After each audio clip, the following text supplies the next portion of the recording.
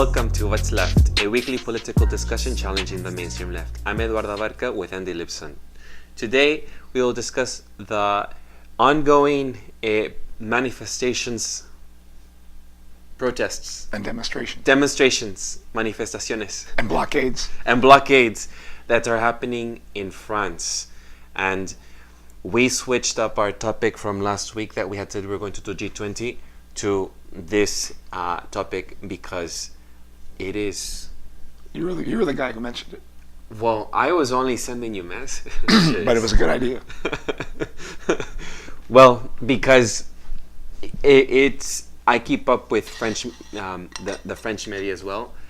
And I keep up with especially French, British, and Mexican, because those are mostly where I grew up with. And it's just ongoing. If you listen to France 24, anyone can go, it's just ongoing. It was just ongoing. So I was like, whoa. And I messaged Andy immediately. And then you saw, well, you had actually already been informed about it, but I don't think it's being as talked about here as much as I feel like I hear it 24/7. It didn't sink in until you said something. Yeah. And my voice is messed up. I'm a little sick. So Andy is here. I'm at a disadvantage. So if some of my points, if Eduardo sounds like he makes more sense, it's because I'm not able to fire back this time. Okay. Excuses. Are you kidding? It's true. No. Andy, I was trying to tell Andy just before this video that we should postpone and possibly do it during the week, but Andy doesn't want to do it. No. So This is too important. Let's see how we try to do this. If Macron can give his speech today, I can do the same. Okay, the revolutionary, you see. Also mention our next episode or upcoming episodes about questions we were going to ask. Yes. So, two things before we move on to our topic of the day. And that is, we will have a end of the year episode where we will feature some questions from audience members that would like to contribute, any questions they would like to ask us. And we will also review some of the episodes and see more of a reflection of how we have done so much in I feel little time. Mm-hmm. Thanks to Andy, who has been persistent to do this every week. And you too. And editing the videos, all thanks to Andy. And I just checked them quickly. Sort of. But Andy is a really, I am so grateful for you that you have done everything. This is really... Andy is the person in the back of the curtains. Yeah. So we will do some reflecting on the at the end of the year episode, and we hope that people can provide us some feedback and provide us some questions. Yeah, and we're also going to respond to questions we've gotten over the months we've done this. Yes, that I have not responded to. I know there are a couple of people that have asked questions. Yeah. Please make sure to subscribe, review, rate, subscribe, and share with anyone. We're on YouTube, we are on BitChute, we are on Stitcher, we are on Google Play and iTunes. Yeah. Just for people as a reminder. Thank you very much for people who continue to listen to us. Mm-hmm. All right, let's dive in. Whoa, these protests, no? Mm-hmm. The protest began in the 17th of November. It started off by a woman, first of all. It was just it was a change.org thing first, a petition thing that had started. Yeah. And initially it was just in response to the increase of the taxes on the fuel, on fossil fuels, or on gas, petrol. Mm-hmm. Then two other people decided to call for a demonstration to try to have thousands of people show up on the streets and blockade with their yellow vests, because in 2008 they had decided to have the yellow vests as a symbol, not as a symbol, but it was legislated for the people who were driving could just be visible. Yeah, so it was a requirement. So they said, okay, well, why not? It was a cheap commodity, it was a symbol of their movement, and they decided to go out and protest. Well, it started off as just having a protest against fuel taxes.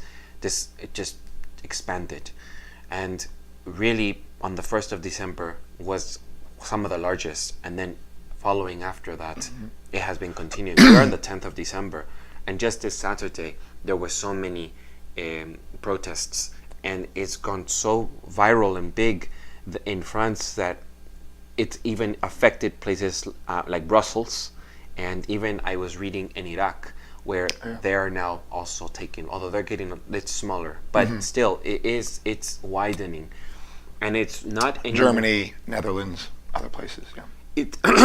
It's not anymore about fuel taxes. It's about wages, living wages. It is about the wealth gap, spreading the wealth in France. In response to wealth inequality that's Yes, and in response also to feeling that Macron is completely out of touch with the working class people. and in touch with the rich and banks. Yes, he and was a minister of the corporations. economy under François Hollande, his administration. So people thought he was going to be, but it was really just choosing the, I hope I'm saying this right, better of two evils. The lesser evil. The less. You've heard that before, haven't you? Lesser evil. No, the lesser of two evils. Yeah. No. Okay. Sorry, can you cut that out? Let me say this again. No. The lesser of two evils. But it's here too. People think they get the lesser of evil, and they get the same crap, even worse. No, they really was trying to pick out between Marine Le Pen or Emmanuel Macron, and Marine Le Pen, who is a nationalist, and Macron won by a landslide. So it was really just trying to pick of these two evils. It's just this phrase that's why I mention it. Well, I feel as if this is just, it's a mix mash. Mix mash? Do you say mix mash? Sure. Mishmash. Mismash. Mishmash. Cut. No. We're just cut. That's fine. Cut. We know what you're saying. Mix match. Okay, you see, you hear so much of what's going on, but you never apply it correctly. Yeah. All right, it's the movement. What I was just talking with you, Andy, earlier before we started recording. The movement is not left or right wing. It is a mixture of people, and there's even trade unions were hesitant to participate. They stayed out.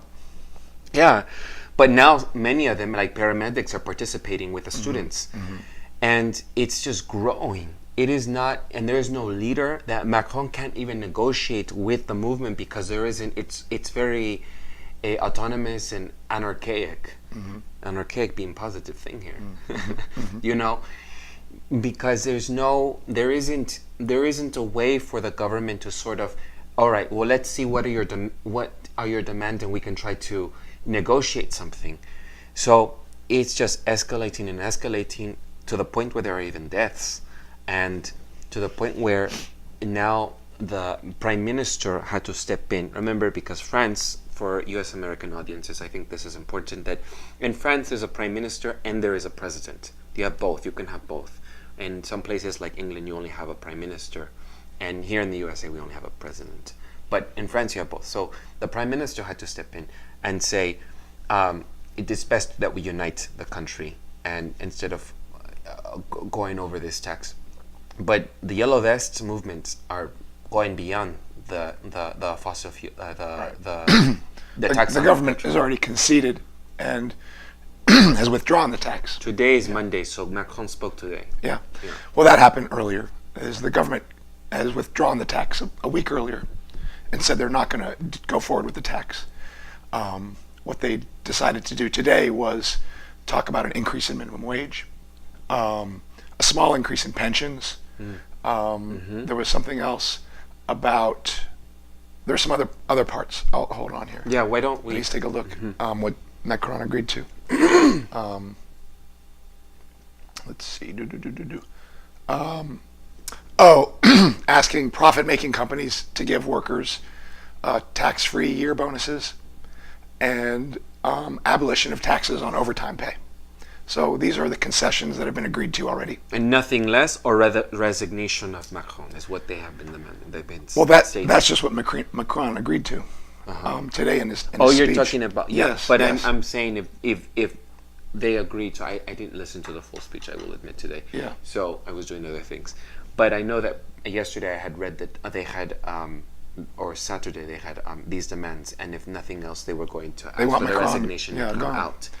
Yeah, but they have a. So I think he has already conceded, and I didn't follow up on this latest news. But There's a list of like 47 demands that are now you can find online that come from the yellow vests. It's a very mishmash of end homelessness, bring back social services for maternity wards, for health care, for the development of public transport, particularly in the non-urban areas, in the smaller cities, where it's felt like people pay taxes but they're not getting social services, and a definite reduction in the indirect taxes like the gasoline tax.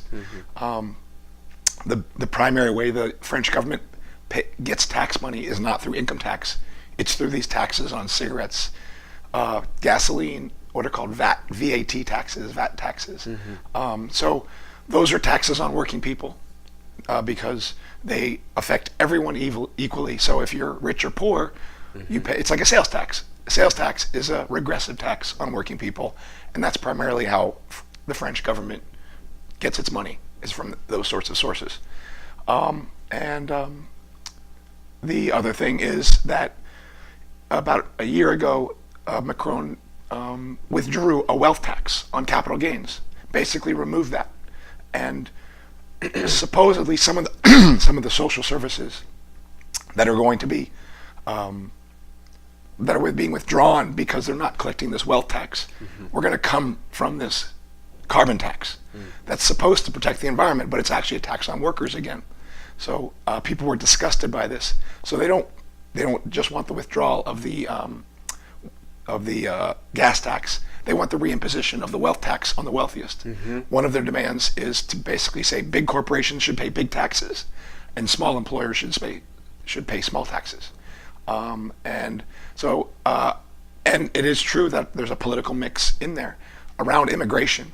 While there's statements of wanting resources for asylum seekers, there are also two things in there about making sure people who have been refused asylum are sent back to their country, are sent back to their home country. And secondly, if you're coming into this country, you have to learn French culture, French language, French traditions. So that's definitely not. I would not call that a left-wing demand. But it is true. This is this. At the heart of this is anger over inequality. It's like what we talked about last time, the thing that fuels Brexit, the thing that has fueled the anger in this country about growing inequality, a growing sense that people are having a trouble getting ahead.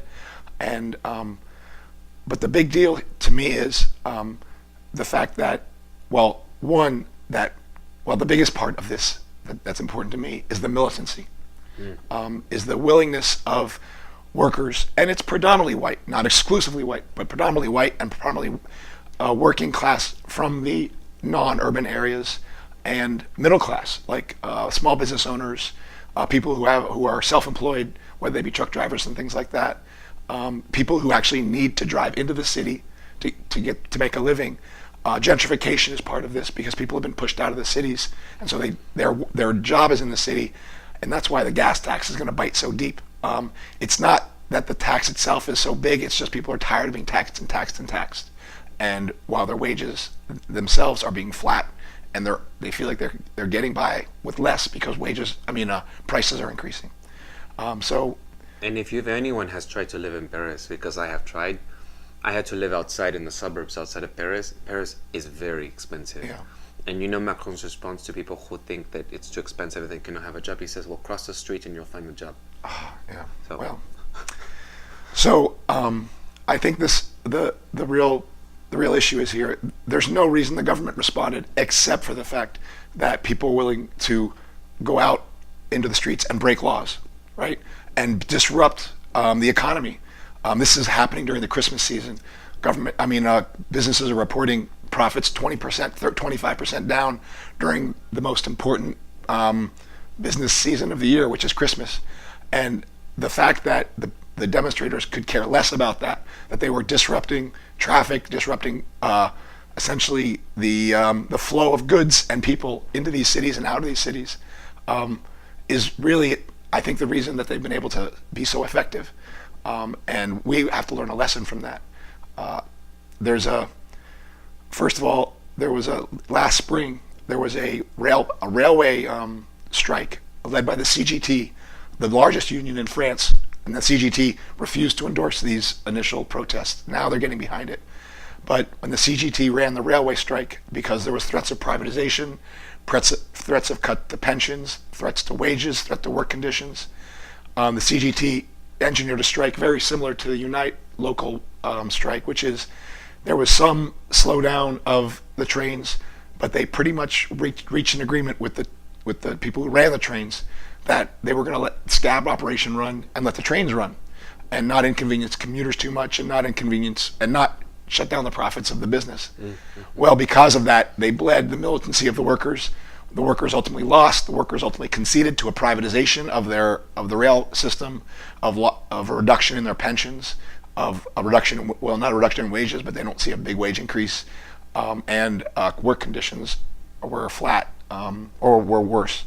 So I really think you have to compare a union which has an organized working class which could have shut down the system and made a real big impact but refused to, compared to what's happened here with these non-unionized, non-organized combination from the left, from the right, working class, a political mix of people from the working class, from the middle classes coming together. But the most important thing we have to learn is because they refused to be cowed by, oh, you have to obey the law, oh, you can't do that, because they basically did what they wanted to do to make sure that their cause was heard and to make sure that they got what they wanted.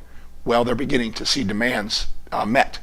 And we have to understand that that's the way we're going to have to fight today and going forward. So I think there's a big lesson to be learned out of the nature of the way these Yellow Jackets have fought, and their unwillingness to abide by the law and to abide by the idea that, oh, well, you're getting in the way of business, so stop this. They said, we know we're getting in the way of business. We're not going to let business continue because we're tired of letting business go as usual, because business as usual has meant our wages go down, our living conditions go down, social services are not there for us anymore.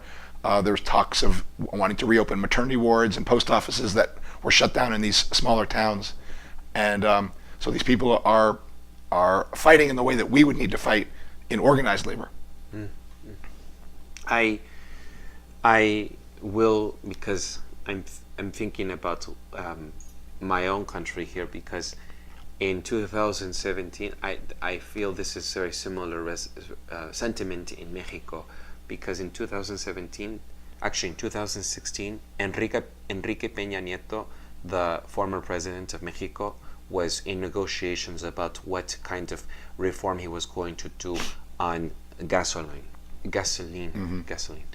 And then in January 2017, I was in Mexico, and I was traveling there with my family when I remember there was a big protest in response to Enrique Peña Nieto when he decided to impose also a 20% increase on tax on gas prices. Mm-hmm. And the protests were around the country, and they even had put out, Mexican people, they put out these large, what do you call it, like rat or mouse traps? Yeah, in front of the deputies, in front of the official, the representative, in front of politicians, in front of their homes, in front of their offices, because they were calling them rats. Yeah. Because it's rateros means you're stealing from us, mm-hmm. the poor, mm-hmm. or the working class. And these protests happened in Mexico, and they lasted for 10 days, but they weren't every day, they were different parts of the country in total 10 days. And there was a big crackdown, which I'm seeing now in France they're trying to do as well, with the water cannons and the armored police coming in. Mm-hmm. And in Mexico, the president did not concede. And what Mexicans did was they decided to open up the pipes of gas and station themselves in Mexico and sell the gas cheaply. Yeah. And that's how they dealt with it. But and then eventually it died out and did not continue. This was just last year. And now France is going through this 20% increase as well. There's a difference in currency, though, definitely. But what I'm trying to get at is that I feel as if with this it's in government, it's out of touch with the reality of what is happening on the ground with people when they don't have the means to be able to support themselves and still having to pay for a means or a mode of transportation that is accessible for their work. And for my friends that are environmentalists, because they were conflicted about this because it was a carbon tax, I had even told you that at first I had thought, well, what, because I was thinking that a carbon tax, an environmental friendly change onto the people, is almost something that people were getting mixed messages about, that they should be in support of. And the yellow vests say that, as you I think had said, is not that there is anything that is there against the climate change reform. It is that it is unbalanced. It is not spread out. This is not they're not carrying the same burden as people that are rich, and the rich should be the taxed, not the poor, because they're the ones in the companies as well. They're the ones who should be. They're the ones the most. They're the ones doing the most destruction to the environment. They're the ones who should pay for it. And the idea that that's the fraud behind this, is actually it's covered under this. Is that this carbon tax, what it is a tax on workers.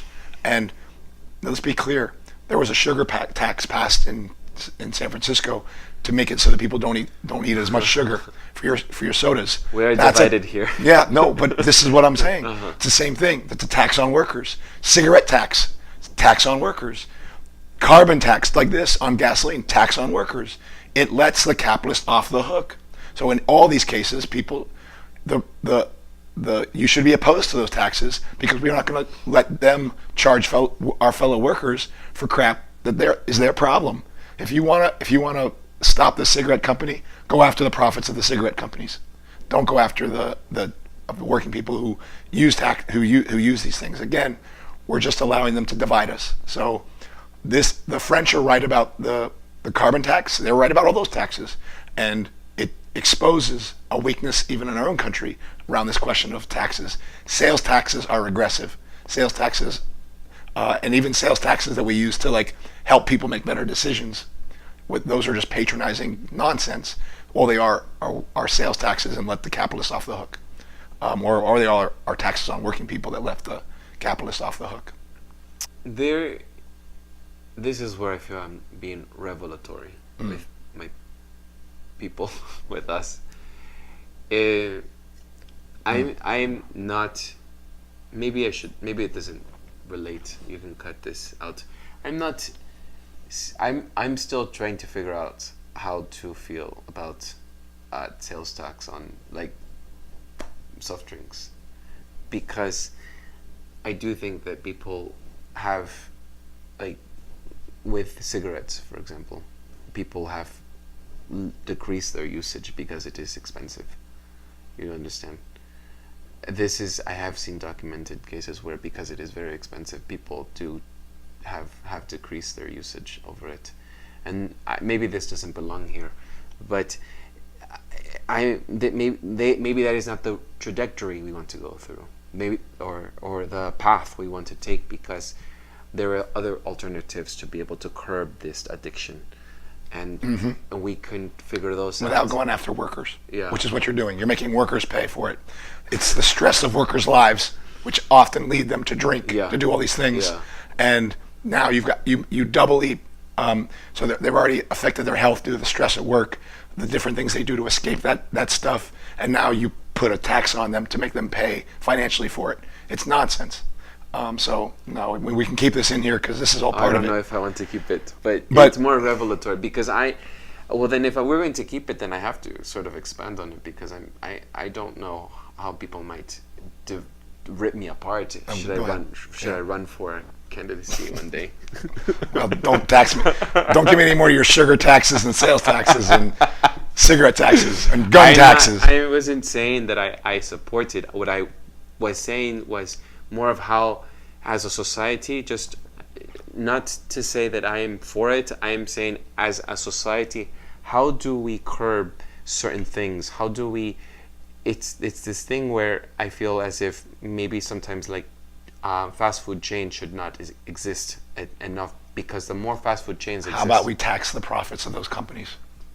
How about we make it so they can barely make profits? How about that? They're the ones producing the stuff. You know how I feel. Why do you even hesitate to do that? Like, why are you so quick to tax the person using it, and not the producers making all the money off of the drug or the bad food or whatever?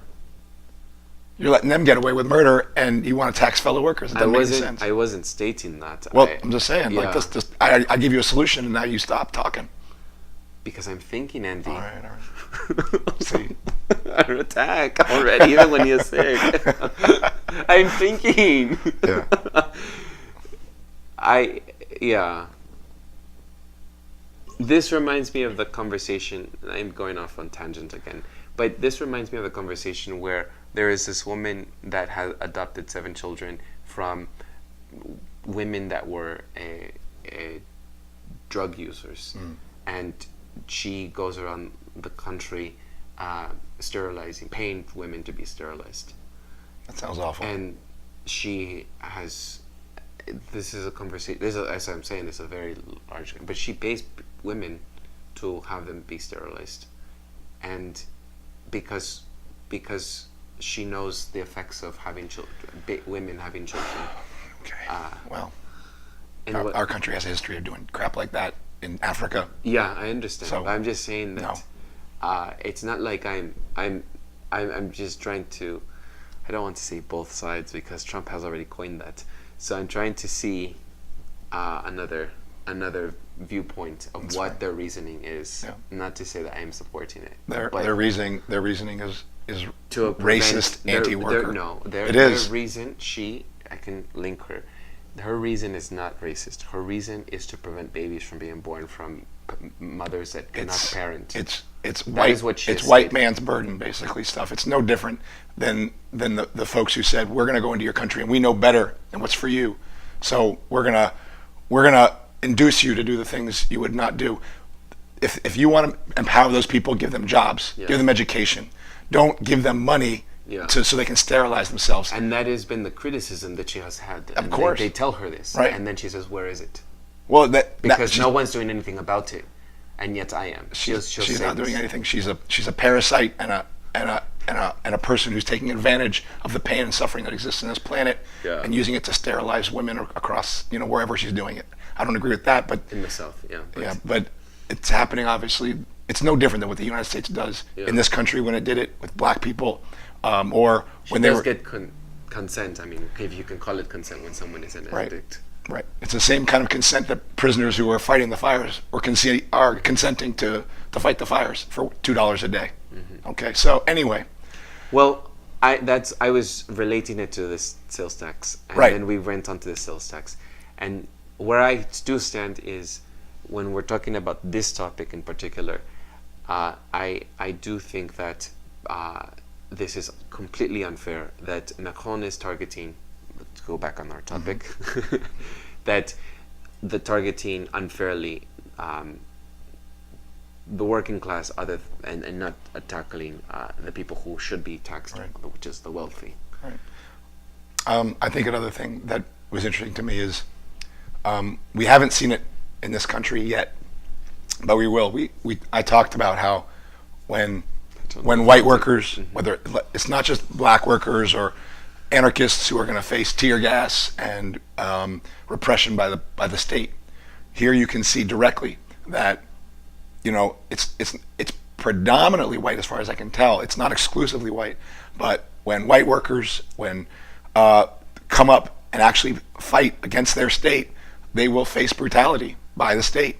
That's going to happen here as well. So people should be under no illusion that this white privilege will keep the state from coming in and cracking the heads of white people as well, if they happen to stand up and say no.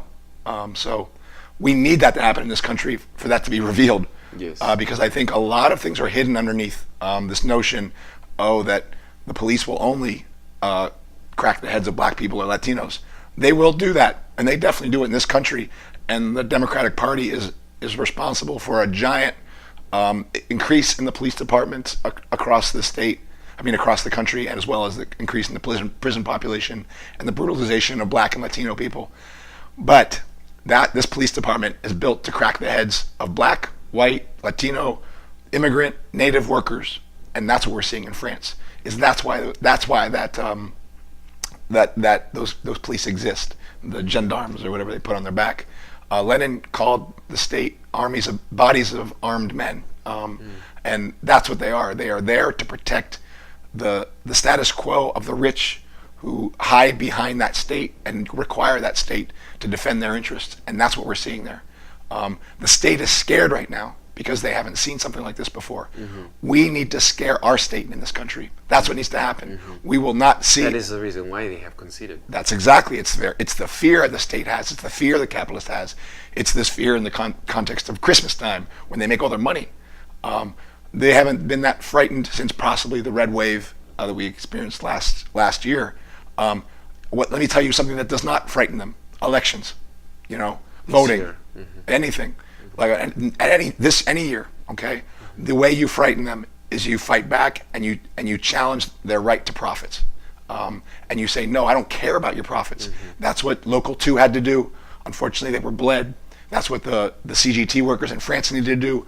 They got bled, and ultimately, I think, were defeated. But that's not the mistake that these Yellow Jackets are making, and we need to learn that lesson. Although, I will say that it is true that it has a lack of coherence and a lack of organization. They will pay a price for that later on. I was going to bring that up with you, Andy. Yeah, go ahead. Because reminds me, it gives me flashbacks of the Occupy movement. And maybe you can speak to this. Because I think that when you have a sort of mishmash, the variety of people, and you don't have a coherent goal. Now they are having demands. You said that they are having a list of demands, but even still, if it is this very vague and disorganized movement, that it is a vulnerable place for any capitalist in power to be able to write their strike. Yes, because you can divide people, but when because divide to conquer. Exactly. Right? Yeah. But when people are united, then it works best. Yeah. So maybe you can talk about history of revolutions, of how they have worked to be able to unite against, powerful people. It is the reason that revolutionaries do believe there needs to be a political party that has, revolutionaries in it who are committed to that cause, who can be among these workers, whether they be in the rural areas or in the urban areas. It needs to be a mass party of such people who are not willing to accept compromises and are not going to allow to be divided along national boundaries or gender boundaries or identity boundaries, who are basically saying, no, we're going to unite as a working class. We don't have such a party in this country. We don't have a revolutionary party, and I do believe it existed in Russia in 1917, and that helped make that revolution possible. But without that sort of leadership that's part of the movement, not above the movement, but part of that movement that comes out of it, that has it within its ranks, then a movement like this is going to be picked apart politically. The 47 demands, if you read them, are, like I said, they're sometimes they do overall tell a picture of people who are talking about the divide between rich and poor, the lack of social services and things like that. But really, there's some contradictory demands there as a result of the contradictory interests that are in this big movement. Yeah. And those contradictory interests will ultimately be able to be capitalized on by the capitalist class to pull one group their way, pull another group this way, and also the movement itself is going to fracture along those lines when one demand is met and another demand is not. So that people have said, is this a revolution? No, it's not. It's not a revolution.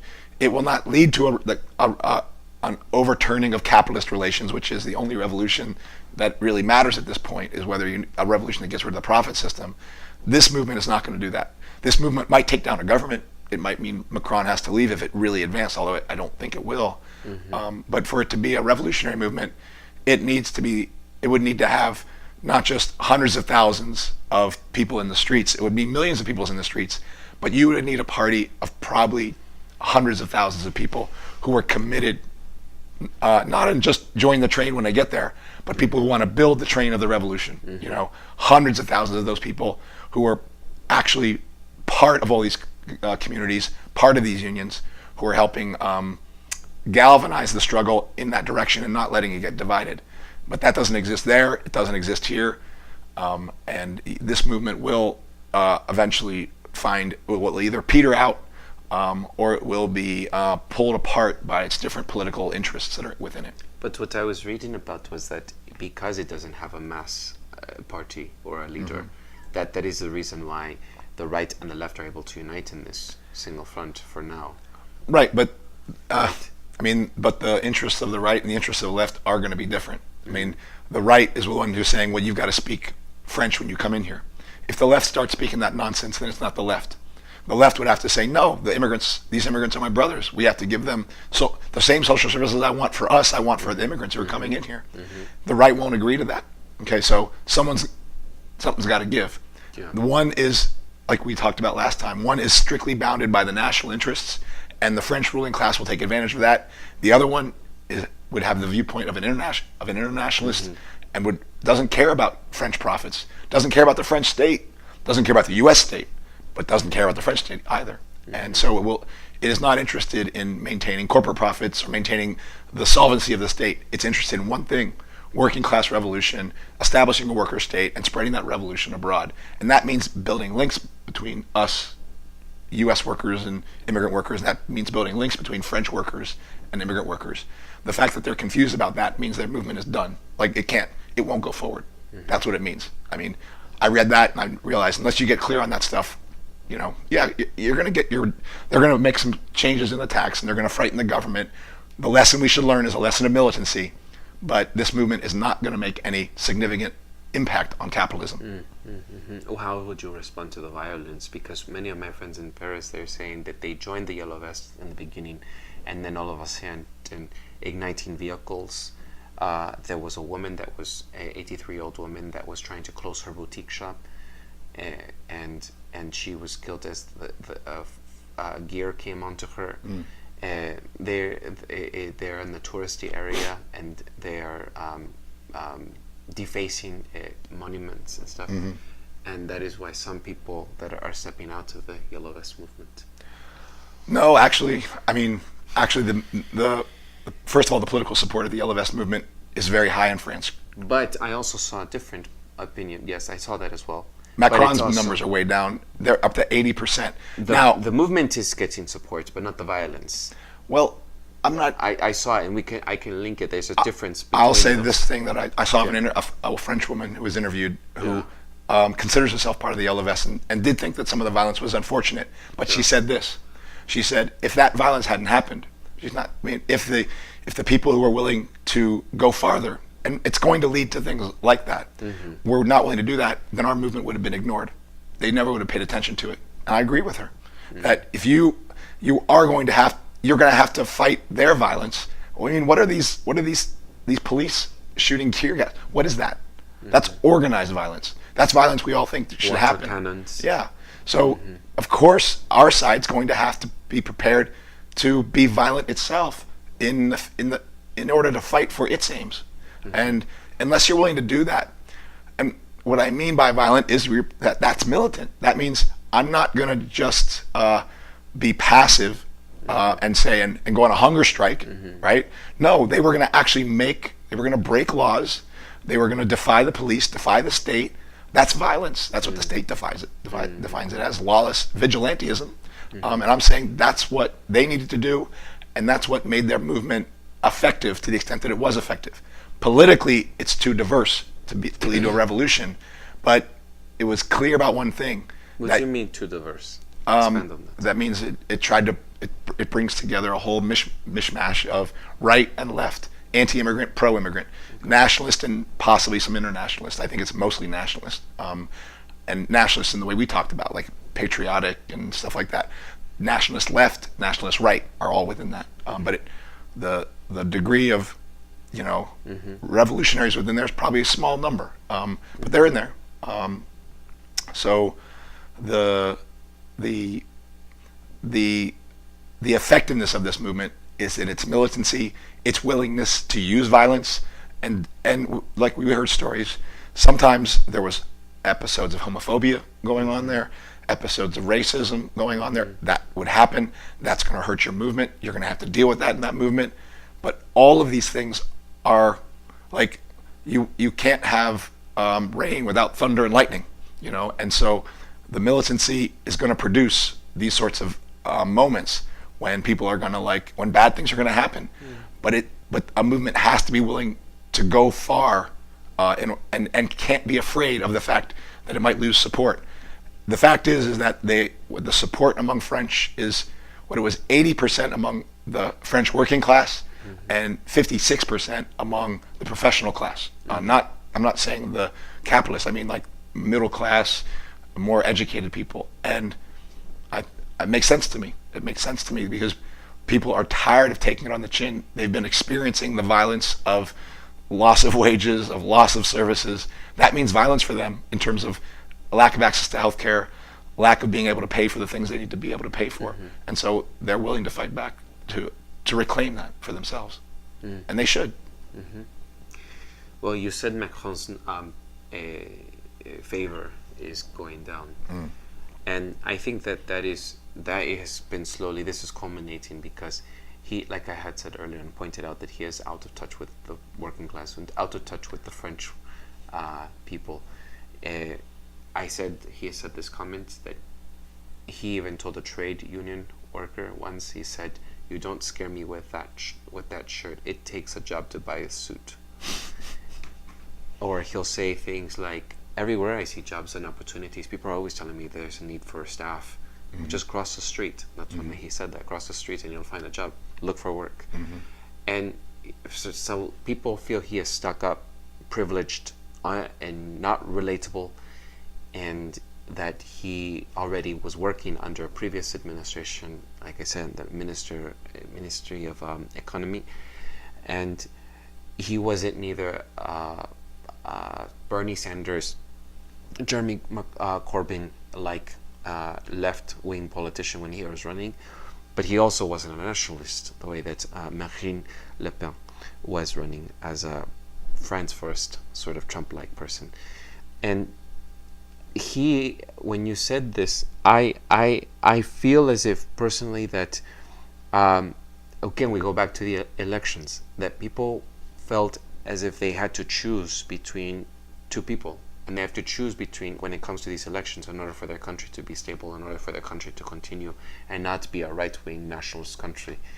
But then there's resentment is there because it is just culminating from he was elected in 2017, and then it's just very recent. We're already at the end of 2018 and people are not satisfied. So what that just goes to show is that there's more than just elections, is what I'm trying to get at, and there is also a criticism of these neoliberal policies that we have to look at when we think about who are they really defending there. And he is defending truly all the wealthy buddies that he has, and the carbon tax that we had talked about is a mask. Again, is a mask to say that we are doing a climate change friendly thing when we should really be focusing on the larger bullies that are out there that are getting out with their own tax evasions and offshore right, taxes. Yeah. And a lesson to learn from this, because I'm glad in some ways you bring up this election as a context for it, is the way we will see these political officials do the things we want is not from them feeling supported by us. They need to feel afraid of us. Macron won't be saying anything like that to a yellow jacket, right? He won't be saying something, oh, da da da da. He'll say that to a union member right now, because unions are basically like lapdogs right now. They're lapdogs in France, and they're lapdogs in this country. And I'm a union member, and my union is part of that whole apparatus. And we as workers have been unwilling to go on strike. We voted to not go on strike by ratifying contracts. As long as we continue to do that, we will be treated as we deserve. Your union. My union, yeah. As long as we do that, and other unions around this country and around the globe, we're going to get treated like we deserve. We're going to get treated. The Democrats will tell us nice things, but they have no respect for us. Not an ounce of respect for us. They despise us. But not only do they despise us, they have contempt for us. The Republicans, of course, they have contempt for us. Both of them. The only way we're going to earn that respect is if they are afraid of us. And the only way they'll be afraid of us is if we go on strike and we don't give two licks about their profits, about their state, about their laws, anything. We have to care. And that's, again, that is the lesson of the Yellow Jackets, is you cannot give a hoot about that stuff. The Yellow Jackets are a desperate grouping in some ways. They're not all centered in one workplace to be able to shut down. So they had to do what workers who fight water struggles in Bolivia did, right? Shut down streets, shut down intersections in order to preserve the one thing they need to live, which is water. So they're just using tactics of indigenous people in Bolivia who are fighting a life and death struggle for water. These people are feeling that same pinch. So what they're doing is not just a show. It's like they're basically saying, what can we do to basically be felt and cause pain to the system and make our cause known? That is the way we need to think, because teachers, transit workers, restaurant workers, we can do an immense amount of pain to our bosses and to our public officials. And we don't do it ever when we vote. We do it when we act together in striking. I agree. Where I think that I think that this, again, circling back to this unity, that is where I think the power will lie in, because you have seen, and unfortunately these movements are happening during the winter, or like you see Standing Rock happen during this time, right. And then and then Occupy movement starts in September as well, and then now this is starting, and then you get into the colder months, and then you have, it's just an observation, but unity is called for. And I think that if you don't have, I saw this in the Occupy movement, so much chaos. I tried to be a part of a working group, and it's just so much unity, not unity, enough not unity. Right. I did not see it there. And we've been understanding that lack of unity in terms of the issues of trying to create a unified diverse movement, a racially diverse movement, a nationally diverse movement, a gender diverse movement, a sexual orientation. But we're also going to have to deal with a politically diverse movement. And we're going to have to get clear on a lot of questions. The nature of the state, the nature of the Democratic Party, the willingness to break laws, what it is we're fighting for. Are we fighting for reform of the system versus taking the whole system down? All those questions. If we are not clear on those questions, if we think we're just trying to build just a great U.S. state that make America great again, not in the Trump way, but in the FDR way kind of thing, like make it so that people can live. If we think we're doing that, then we will get divided, and we will not be able to have the kind of world that I think we're going to need to create, unless, and if we don't, we're going to have World War III, we're going to have environmental destruction, we're going to have increased immiseration. And movements like this show us glimmers of what we need to do. But there are also, we should follow this movement. I think it's going to peter out in the same way Occupy did, along those same lines. And the very strength that made it hard to get a handle of in these early weeks and months are going to actually cause it to fray and fall apart. And again, that for me, that's the lesson of there needs to be a clear. You need to build a party that has a clear goal of what it wants to do, and it needs to be immersed within the working class that it's organizing in. Well, I certainly hope that they will be united, and I think that concessions are a way to calm things Yes. down. Yes.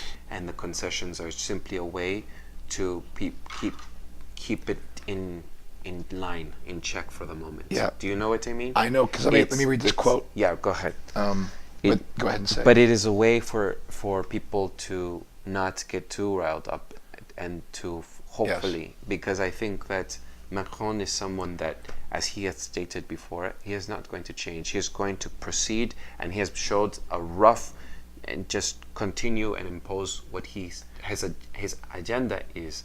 But I'm sure his advisors told him this is going to get really out of hand if you don't. The finance minister Bruno Le Maire said new measures should focus on helping France's working class. This is the same guy who helped pass the tax for the rich. Okay, he's suddenly a friend of the French working class.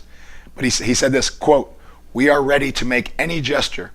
What is important now is to put an end to the crisis and find peace and unity in this country again."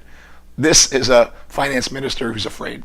And that's what you want your politicians to sound like. You want them to say, we need to make any gesture. All right? Now, of course, like you said, the reason for making the gesture is to see how many people they can peel off from the movement to weaken it. That's the reason. Okay? So they got to figure out what that is. But they are desperate to reach a deal. And at the very least, you can say the Yellow Jackets accomplished that.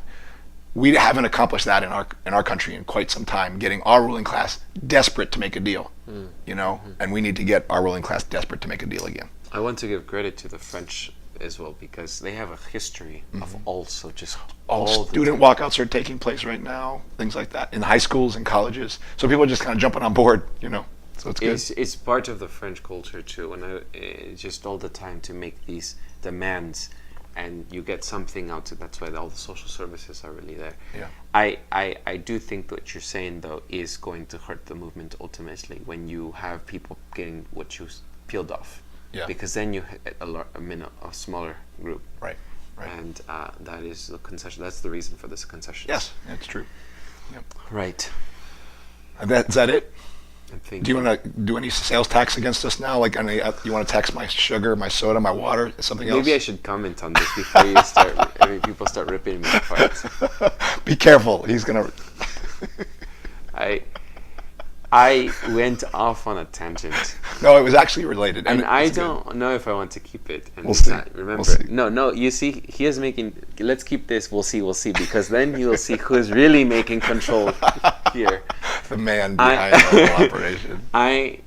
Let me attempt to try to go on 10 minutes to take care of myself and not get ripped apart by people. I wasn't promoting a sales tax. I was talking about what I was trying to talk or highlight is that as humans, and I had mentioned this as well, that my faith in humanity is a little, what do you call it, is pessimistic. I have this thing that where we need our fathers and our parents to tell us to do things sometimes, because you're not making any friends because I see people doing the most stupidest things and not making the wisest choices.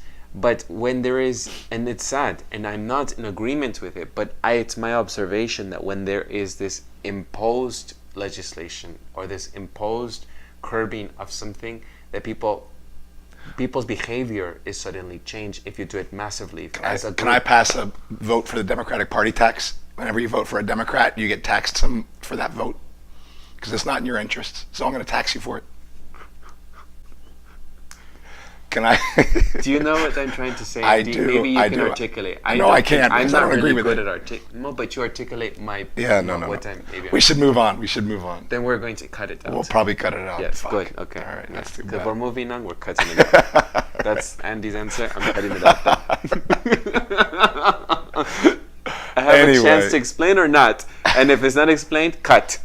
I was trying to just explore the devil's advocate side of the position on sales tax. I was not declaring a position, and I hope people do not pin me down to a position. And I apologize if anyone had thought I'm trying to state a position that is mine. No, I would have difficulties, as everyone knows now, and we can discuss it in the end of the year video, where I have difficulties articulating my thoughts And in this, because we're not here for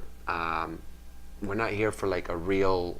We're doing this kitchen conversation, this cafe conversation on video for people, and I'm just talking from developing my or speaking out loud as a soundboard for everyone to hear my thoughts out loud and not stating positions. Right. And I appreciate what you're saying. And I think this thing we're debating, which I never. It's not a debate. I am not for it. Okay. This thing we're discussing, which is like a play debate. It's not a debate. All right. You're debating other people who support you. Yes, the debate I'm just having bringing up against people who really support these things is one that other people think about as well. It is an issue raised by what's going on in France, and the reason we did this whole website and channel was to promote discussion, have debate, and not be afraid that people are going to be like, oh, he's wrong, I'm wrong, whatever. That's not important. I think what's important is, what do people who listen to this? Does it get them thinking? What do they believe? So, and again, that's something we're going to discuss later about what this channel is really about. We have been offline discussing like what do we think this channel is about, because we had some early ideas when we first started it, and I think some of those ideas have held true, but some of them have shifted around or been more clarified. Been more clarified. So we hope to discuss it on one of our episodes. So we hope it'll be interesting. I will reiterate: I'm not debating Andy. I'm discussing something that I have heard on this side over there. I'm really looking forward to that Democratic Party tax. Bringing it here to the table for Andy to look at it and say, what do you have to say about this? I support a 5-cent tax on anybody who votes for a Democrat. So I'm not stating a position.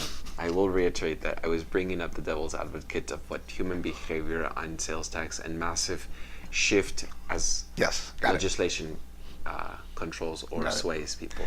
And next week we'll be doing our episode. We're doing our episode, but we're going to be doing it. Yes. By Skype. Yeah, I will be in Mexico for a month. Yeah. So I will try to Skype with you.